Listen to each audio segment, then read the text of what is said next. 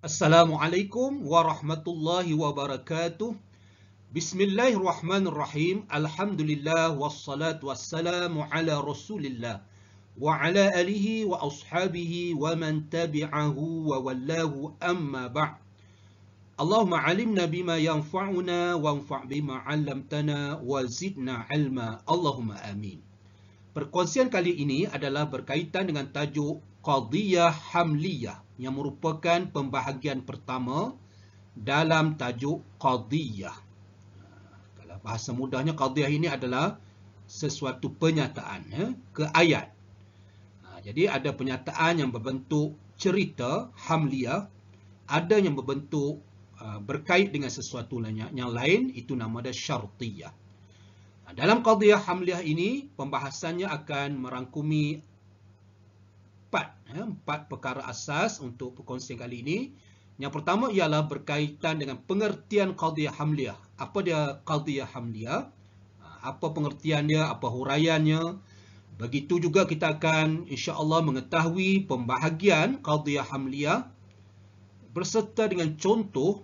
Dan yang ketiga, kita akan melihat sedikit suatu kata penentu ataupun istilah dia sur yang menentukan sama ada sesuatu ayat itu merangkumi semua perkara ataupun sebahagian perkara ataupun bagaimana.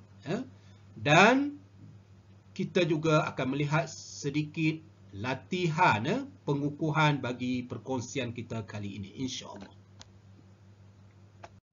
Baiklah, kita mulakan dengan pembahasan yang paling utama di mana-mana tajuk sekalipun, iaitu berkenalan. Berkenalan dengan tajuk tersebut, iaitu Qadiyah Hamliyah. Apakah yang dikatakan Qadiyah Hamliyah? Apakah ta'rifnya?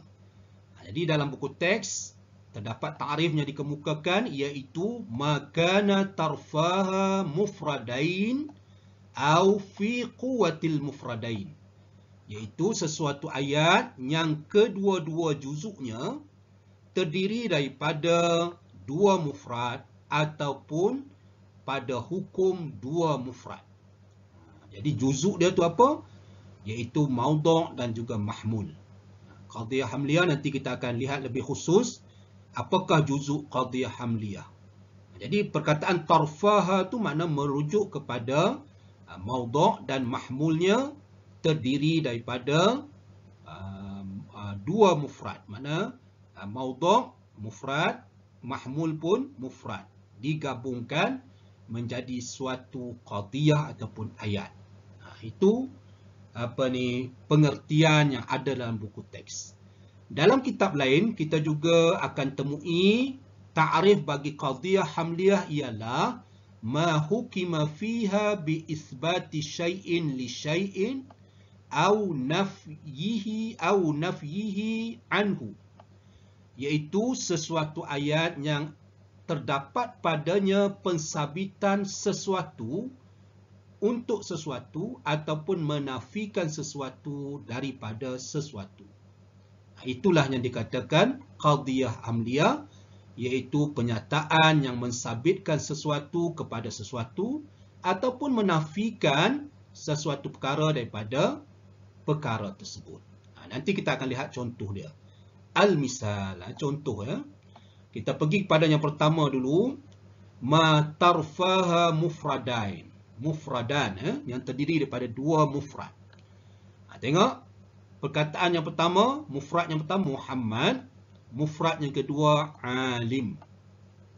Jadi gabungan di antara Muhammad alim dia membentuk suatu dinamakan qadiyah. Pertemuan ataupun gabungan di antara dua mufrad tadi menjadikan bukan lagi dipanggil mufrad tetapi dipanggil qadiyah. Dalam ayat ini juga adanya pensabitan. Yang oleh sebab tu ada juga ta'rif bagi Qadiyah Hamliyah itu, iaitu mensabitkan sesuatu bagi sesuatu. Iaitu contoh ayat ini, iaitu Muhammad alim ni, terdapatnya dalam ayat tersebut pensabitan alim kepada Muhammad. Isbatu syai'in li syai'in. Isbatu alim li Muhammad. Itulah yang dikatakan qadhiyah hamliyah. Ataupun menafikan sesuatu daripada sesuatu. Contohnya, ini mufrad yang pertama, ini mufrad yang kedua. Iaitu dalam, itu takrif yang pertama. Kalau takrif yang kedua, iaitu proses mensabitkan sesuatu bagi sesuatu ataupun menafikan sesuatu daripada sesuatu. Itulah yang dikatakan qadhiyah hamliyah. Kalau merujuk pada contoh ini adalah contoh bagi menafikan sesuatu bagi sesuatu. Dalam konteks ayat ini, kita menafikan alim, orang yang berpengetahuan, daripada Muhammad. Maksudnya, Muhammad bukanlah seorang yang alim. Bukan seorang yang alim itu, kita menafikan alim daripada Muhammad, daripada seseorang yang bernama Muhammad. Itulah yang dinamakan qadhiyah hamliyah. Apa pula contoh bagi fi quwwatil mufradain, pada hukum dua mufrad? Iaitu bagi contoh ayat dia ialah Muhammad, ini jelas mufrad. Qama abuhu, ini dah jumlah. Qama fi'il madhi, abuhu menjadi fa'il. Ini adalah jumlah fi'liyah. Jadi yang dikatakan fi quwwatil mufradain, jumlah qama abuhu ni adalah pada quwah mufrad, pada hukum mufrad, iaitu yang merujuk kepada makna qaimul abi. Qaimul abi ni sudah tentu mufrad. Jadi inilah yang dikatakan fi quwwatil mufradain, ya. Walaupun terdapat di sini jumlah ayat, tetapi makna bagi jumlah itu adalah makna mufrad, iaitu qaimul abi. Oleh sebab itu dia dinamakan fi quwwatil mufradain. Ayat bentuk begini juga dinamakan qadhiyah hamliyah. Setelah mana kita mengetahui ta'rif ataupun pengertian qadhiyah hamliyah berserta dengan contohnya, kita juga perlu mengetahui terdapat pembahagian qadhiyah hamliyah. Ini merupakan isi penting juga untuk diberikan perhatian.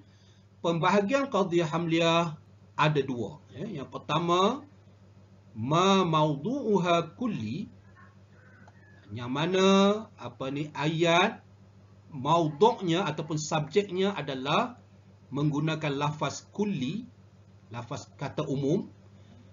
Yang kedua, yang mana subjeknya ataupun maudhu'nya adalah tertentu, shakhsiyun muayyanun, iaitu individu tertentu. Daripada dua pembahagian yang umum ini dipecahkan pula kepada pembahagian seterusnya. Ma mawdu'uha kulli tadi ada dua jenis. Yang pertama musawwarah, yang mempunyai kata penentu sama ada keseluruhan ataupun sebahagian. Jadi kata penentu itu dinamakan sur. Ayat yang ada penentu dinamakan musawwarah. Ayat yang ada kata penentu kuantitinya dinamakan qadhiyah musawwarah. Sekiranya sesuatu ayat itu tidak mempunyai sur ataupun kata penentu sama ada semua ataupun sebahagian, ayat tersebut dipanggil muhmalah. Daripada perkataan ihmal, makna diabaikan. Diabaikan apa? Tidak diabaikan penentuan sama ada keseluruhan ataupun sebahagian. Itu nama dia muhmalah. Okey, kita fokus kepada musawwarah dulu. Musawwarah ini ada dua. Ayat yang mempunyai sur. Ada dua jenis. Yang pertama, ayat yang mempunyai sur kulli. Maka ayat yang mempunyai sur kulli itu dinamakan qadhiyah hamliyah kulliyah. Apa contoh dia? Kullu insanin haywan. Jadi kalau ada soalan bertanya ataupun diajukan kepada kita, apakah jenis ayat ini? Maka kita menjawab ayat ini adalah qadhiyah hamliyah kulliyah. Macam mana cara menentukan jenis dia ini? Adanya sur kulli, iaitu kul. Nanti kita akan lihat lebih jelas dalam pembahasan berkaitan dengan sur. Kemudian ada ayat yang terdapat dalam ayat tersebut sur juz'i, kata penentu yang menunjukkan sebahagian. Maka ayat yang terdapat di dalamnya sur juz'i dinamakan qadiyah hamliyah juz'iyah. Apa contohnya? Ba'du haywanin insan. Sebahagian haiwan itu adalah manusia. Jadi ba'du ini ialah sur juz'i. Mana-mana ayat yang mempunyai sur juz'i dinamakan qadiyah hamliyah juz'iyah. Maknanya di sini kita dah tahu ada dua pembahagian. Yang pertama kulliyah, yang kedua juz'iyah. Okey, sekiranya ayat tersebut tidak dinyatakan apa-apa sur, sama ada keseluruhan ataupun sebahagian, ayat tersebut dipanggil muhmalah, yang diabaikan surnya, yang tidak dinyatakan surnya. Maka ayat tersebut dinamakan qadiyah hamliyah muhmalah. Apa contoh dia? Al-insanu haiwanun. Manusia itu adalah haiwan. Jadi perkataan insan tidak terdapat dalam ayat tersebut sebarang penentu sama ada keseluruhan manusia ataupun sebahagian manusia. Jadi ayat yang sedemikian dinamakan muhmalah. Kalau orang tanya kenapa muhmalah? Sebab tidak terdapat sebarang sur dalam ayat ini. Maka kita dah tahu ini adalah jenis yang ketiga. Jenis yang ketiga bagi aqsam qadiyah hamliyah. Seterusnya yang keempat ialah maudhu'nya adalah terdiri daripada individu tertentu muayyan. Maka qadiyah tersebut dinamakan qadiyah hamliyah shakhsiyah. Apa contohnya? Muhammadu syairun. Jadi sekiranya ada orang mengajukan soalan, ayat ini adalah jenis apa? Maka kita jawab qadiyah hamliyah shakhsiyah. Sebab apa shakhsiyah? Sebab subjeknya ataupun maudhu'nya adalah seseorang ataupun individu tertentu. Jadi ini adalah pembahagian yang keempat. Maka dalam peperiksaan nanti, sekiranya ada soalan sebutkan pembahagian qadiyah hamliyah, kita boleh menjawab sama ada secara umum di bahagian atas ini ataupun kita terus menjawab secara terperinci, iaitu ada empat ini: kulliyah, juz'iyah, muhmalah dan juga shakhsiyah. Oleh kerana kita telah menyentuh sebentar tadi berkaitan dengan sur, apakah sur? Mungkin kita tertanya-tanya, apakah yang sur ni? Sur ini, takrif ni amat penting dihafal ya. Sur ialah al-lafzu ad-dalu ala kamiyatil afradil mawdu' kulliha au ba'diha, iaitu suatu lafaz yang menunjukkan berkaitan kuantiti unsur subjek, sama ada keseluruhannya ataupun sebahagian. Itulah yang dikatakan sur ya, perkataan yang menunjukkan semua ataupun sebahagian. Jadi perkataan itu istilah dia sur. Sur ini terbahagi kepada dua, ada sur kulli yang umum, ada sur yang khusus. Juz'i, bukan khusus ya, yang sebahagian. Jadi setiap dua pula terbagi kepada mujib, salib, yang berbentuk isbat, yang berbentuk nafi. Begitu juga juz'i, ada berbentuk mujib iaitu mensabitkan, ada yang salib yang menafikan. Okey, kita pergi pada kulli mujib dulu. Sur dia ialah kul, ni antara yang biasa digunakan ya, jami', amah. Maka sekiranya ada sur ini di dalam sesuatu ayat, ayat tersebut dipanggil qadiyah hamliyah kulliyah mujibah. Sebab apa kita kata dia adalah kulliyah? Sebab ada sur kulli. Sama ada yang ada terdapat dalam ayat tersebut perkataan-perkataan ini. Kenapa kita panggil dia mujib? Kerana tidak ada penafian dalam ayat tersebut. Dia hanya mensabitkan.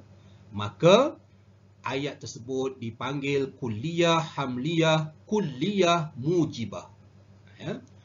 Apa contoh dia? Kullu insanin natikun. Tengok ada perkataan kullu. Maka ayat ini adalah dalam kategori qadiyah, hamliyah, kulliyah, mujibah. Sebab apa mujibah? Sebab tidak terdapat di dalam ayat ini sebarang huruf ataupun sebarang petunjuk yang menafikan. Kemudian ada sur salib, kulli salib. Apa sur dia? Ini sur ni mesti dihafal. La syai'a. Ini bermaksud tidak ada sesuatu pun. Ini ayat ni biasanya digunakan kepada benda lah yang tidak berakal. Kita guna la syai'a. Tetapi kalau merujuk kepada seseorang yang berakal, kita sebut la ahada. Kedua-duanya menafikan keseluruhan. Kulli, menafikan keseluruhan. Sekiranya sesuatu ayat itu terdapat kata ini, perkataan ini, maka ayat tersebut dipanggil qadiyah, hamliyah, kulliyah, salibah. Dia punya lambang kaf sin. Kaf sin makna kulliyah, salibah. Dia punya rumus ataupun lambang dia. Jadi contoh dia ialah la ahada minat tullabi birasibin. Tidak ada seorang pun. Makna menafikan keseluruhan. Maka qadiyah ini dinamakan kulliyah salibah. Kenapa salibah? Sebab ada perkataan la ni. Ini dalam ilmu nahu kita ketahui ini adalah nafi li jinsi. Dia menyeluruh, la ahada.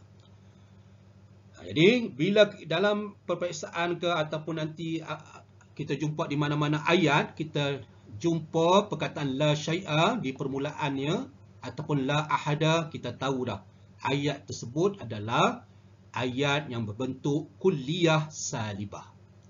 Habislah di situ. Kemudian kita masuk kepada pembahagian yang kedua, juz'i. Juz'i pun ada dua, mujib, salib. Yang berbentuk pensabitan, yang berbentuk penafian. Ba'du, mu'zam, ghalib. Sekiranya ada saja perkataan-perkataan ini dalam sesuatu ayat, maka ayat tersebut dipanggil juz'iyah mujibah. Dia punya lambang dia ni, jim min. Apa contoh dia? Ba'du talabati fahimun. Sekiranya diajukan soalan, ayat ini jenis apa? Kita jawab, ayat ini adalah juz'iyah mujibah. Sebab apa juz'iyah? Sebab ada sur juz'i, iaitu ba'du. Kemudian sebab apa mujib? Sebab tidak ada penafian dalam ayat ini. Okey, seterusnya salib pula, yang menafikan secara sebahagian. Laisa ba', laisa kul, laisa jami'. Semua ini menafikan sebahagian. Apa contoh dia?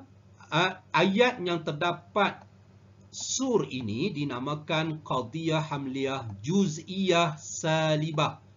Dia punya lambang dia jim sin. Jim juz'iyah sin salibah.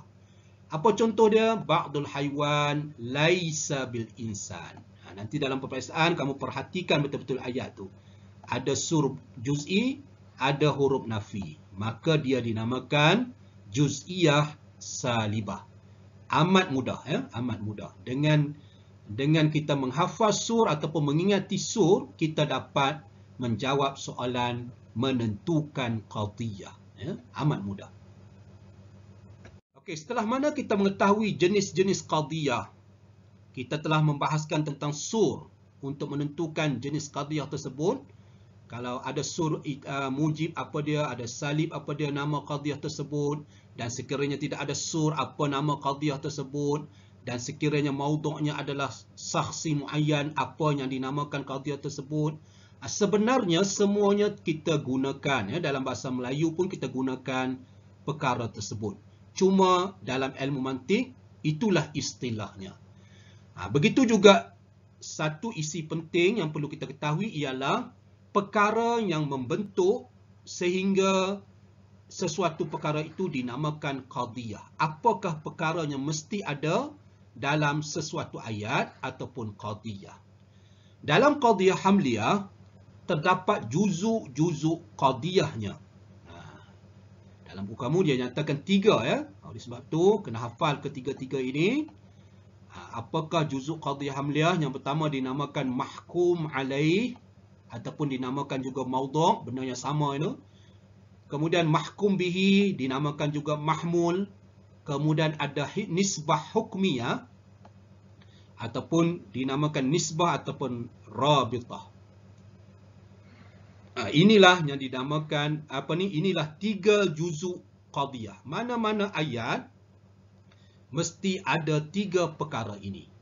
Tapi dalam ilmu nahwu bahasa Arab yang kita belajar, mahkum alaih ini sebenarnya nama dia mubtada ataupun fa'il dalam jumlah fi'liyah. Mahkum yang alaih ini iaitu cerita ataupun apa yang subjek, cerita berkaitan dengan subjek itu. Itu nama dia mahmul. Jadi secara huraiannya di sini kita pergi yang pertama dulu, mahkum alaih ataupun maudhu'. Isinya ialah kenapa dinamakan maudhu'. Jawapan dia ialah li'annahu wudi'a liyuhkama alaihi bisyai'in. Kerana nama dia maudhu', dia ditetapkan untuk diceritakan ke atasnya dengan sesuatu. Oleh sebab tu nama dia maudhu'. Dia diletakkan sebagai subjek. Bahasa Melayu kita kan sebagai subjek yang menjadi bahan penceritaan. Bahan penceritaan. Oleh sebab tu nama dia maudhu'. Ditetapkan sebagai subjek. Dia punya kedudukan dia ialah ratbuhu taqdim. Kedudukan dia mesti mendahului. Wa in zukira akhiran, sekalipun disebut terkemudian. Ini contoh dia dalam pembahasan dalam ilmu nahwu mubtada muakhar. Mubtada muakhar. Walaupun mubtada itu berada di akhir, dia tetap nama dia mubtada. Begitu juga dalam ilmu mantik ini, dia istilah dia ialah mahkum alaihi ataupun maudhu'. Dia mesti wujud dulu, barulah wujud cerita berkaitan dengan dia. Itu maudhu'. Kemudian nama juzuk yang kedua nama dia mahkum bihi ataupun mahmul. Dinamakan mahmul sebab li hamlihi 'alal maudhu'. Kerana maudhu' menanggungnya. Itu sebab tu mahmul, ditanggung. Ataupun kita kata juga mahmul ni sebagai maqul, perkara yang diperkatakan. Kenapa dinamakan mahmul? Sebab dia adalah perkara yang diperkatakan. Apa cerita tentang subjek tersebut. Oleh sebab tu dinamakan mahmul. Kedudukan dia ialah takhir, terkemudian, wa in zukira awalan, sekalipun disebut dahulu. Ini dalam pembahasan macam tadi juga, mubtada muakhar. Jadi khabarnya dinyatakan dahulu. Jadi sekalipun sebegitu, dia tetap dinamakan mahmul. Sekiranya memang perkara itu adalah cerita bagi sesuatu subjek, dia dinamakan mahmul, mahkul. Kemudian yang terakhir, mudah ingat kita kata rabitah. Ingat perkataan rabitah ini. Rabitah ini ialah apa dia punya pengertian dia? Al-lafzu dalu ala rabti bainal maudhu' wal mahmul.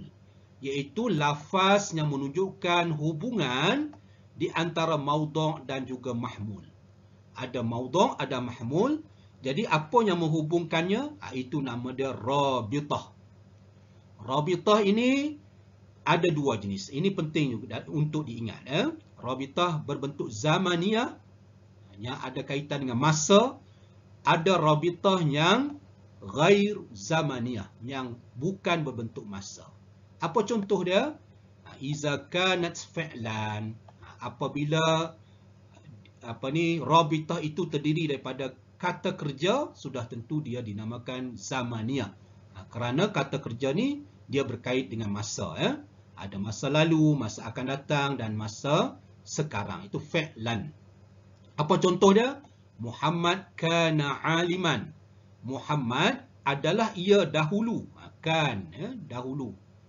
Berkait dengan masa. Aliman, seorang yang alim. Ada rabitah yang bukan zamaniyah, tidak berkait dengan masa. Sudah tentulah yang terdiri daripada isim. Kita dah belajar dalam ilmu nahwu, isim iaitu sesuatu yang tidak ada kaitan dengan masa.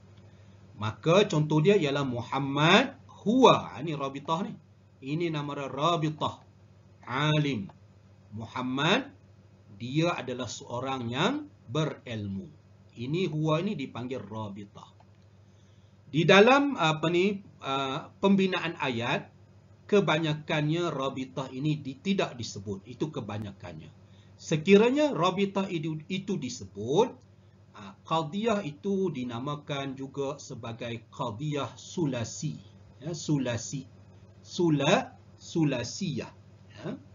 Dinamakan qadiyah sulasiyah. Sekiranya tidak disebut, ada dua perkataan saja, maka qadiyah itu dinamakan sunaiyah. Itu boleh rujuk pada muka surat 8 dalam buku teks. Jadi, apabila sesuatu ayat itu ada tiga perkara asas ini, ataupun sekurang-kurangnya dua ni, maudhu' dengan mahmul, maka susunan itu dipanggil qadiyah. Susunan itu dipanggil qadiyah. Mudah saja pembahasannya. Okey, seterusnya kita lihat latihan sedikit. Latihan, beberapa latihan sebagai contoh saja. Contohnya, ba'dul insan mukhtari'. Sebagian manusia itu seorang yang pereka ataupun yang kreatif. Seorang yang pereka. Jadi, macam mana kita nak menentukan ayat ini jenis apa ataupun bahagian daripada bahagian apa? Yang pertama, kita perhatikan ayat tersebut ada sur ataupun tidak. Ini ada sur, ba'. Kemudian perhatikan ada huruf nafi, ada penafian ataupun tidak. Ini tidak ada penafian. Maka sudah tentu jawapan dia adalah qadiyah juz'iyah. Juz'iyah. Kemudian tidak ada huruf nafi, maka mujibah. Juz'iyah mujibah. Jim mim, dia punya lambang dia. Kemudian ayat ni pula, laisa Ali bifaqih, bukanlah Ali seorang yang faham, seorang yang faqih dalam ilmu fiqh. Tengok ada perkataan laisa, sudah tentu salibah. Kemudian Ali dia punya subjek dia. Bila tertentu maka sakhsiyah. Sakhsiyah ada huruf nafi salibah ataupun salibah sakhsiyah pun boleh. Sakhsiyah salibah. Begitu juga ini Zainab, sudah tentu sakhsiyah, kemudian tidak ada huruf nafi, maka sakhsiyah mujibah. Kita nak macam mujibah pun boleh, mujabah pun boleh. Kemudian ni ayat ini kita tengok ada sur ni la syai'a. Kita dah belajar ni salibah, ada la ni tentu salibah. Penafian dia berbentuk keseluruhan, maka dia adalah kulliyah salibah. Kemudian al-himaru haiwan. Himar, tengok tak ada sur, bukan yang tertentu. Al-himar, bukanlah sesuatu perkataan yang tertentu. Dia adalah umum, himar, tak ditentukan sebahagian ataupun keseluruhan himar. Maka, bila tak ada sur, dinamakan muhmalah. Muhmalah, bila tak ada penafian, itu muhmalah mujibah. Begitu juga ayat-ayat yang lain. Ayat itu kulliyah mujibah. Ayat sebelah tu mu'zam, juz'iyah mujibah, la ahada kulliyah salibah, ba'dul nabat laisa, ada perkataan ba'du ada laisa juz'iyah salibah, huwa, subjek dia ialah huwa. Huwa itu sudah tentu sakhsiyah, tertentu. Dia adalah salah satu mu'arrifat. Kemudian anta juga sama. Anta itu adalah sakhsiyah, tertentu. Kemudian ja'a talabatu ataupun ja'at talabatu amatan. Ini kulliyah. Ada perkataan amah, tak ada huruf nafi, itu kulliyah mujibah. Itulah saja penerangan ringkas berkaitan dengan qadiyah hamliah. Semoga bermanfaat. Setakat itu dulu. Wallahu a'lam. InsyaAllah kita akan bertemu lagi dalam perkongsian berkaitan dengan qadiyah syartiyah. Ya, secara khusus kita bahaskan berkaitan dengan qadiyah syartiyah. Sehingga bertemu lagi, saya ucapkan jazakumullah khairan katsira. Ya.